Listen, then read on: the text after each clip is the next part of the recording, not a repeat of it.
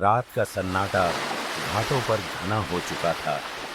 काशी की गंगा धीरे धीरे बह रही थी और उसके शांत पानी पर चांद की हल्की रोशनी थिरक रही थी।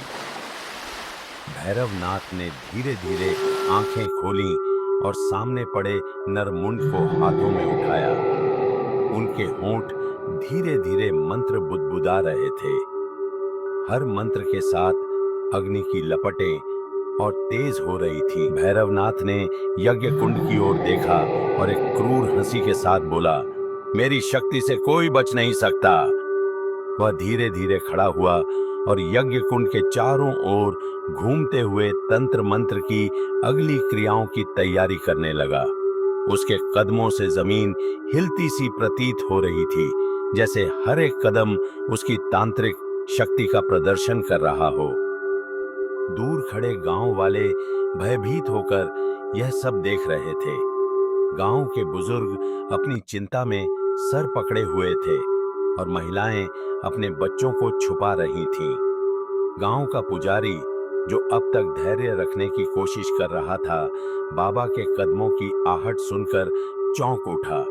उसने धीरे धीरे आगे बढ़कर हाथ जोड़कर कहा, बाबा, यह अधर्म है, निर्दोषों को बलि मत दीजिए।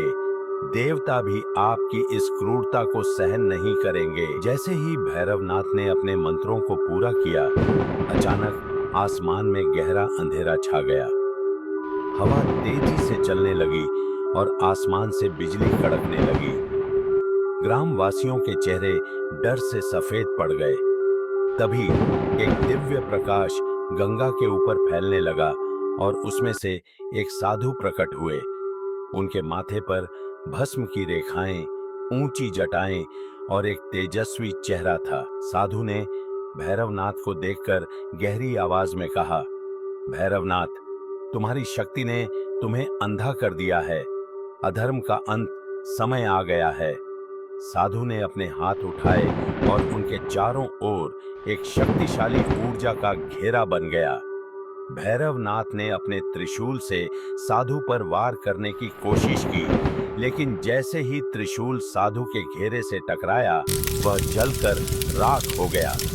भैरवनाथ स्तब्ध रह गया और उसकी शक्तियां क्षीण होने लगीं। भैरवनाथ धीरे धीरे घुटनों के बल गिर पड़ा। उसकी आंखों में दर्द और पछतावा साफ नजर आ रहा था।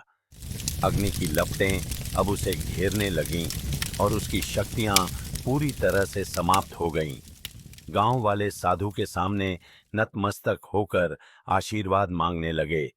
साधु ने शांत स्वर में कहा, अधर्म का अंत आवश्यक था, अब यहां से शांति की शुरुआत होगी। साधु ने अपनी आंखें बंद कीं और अंतर्धान हो गए। गांव वालों के चेहरों पर एक नई उम्मीद और सुकून की लहर दौड़ गई।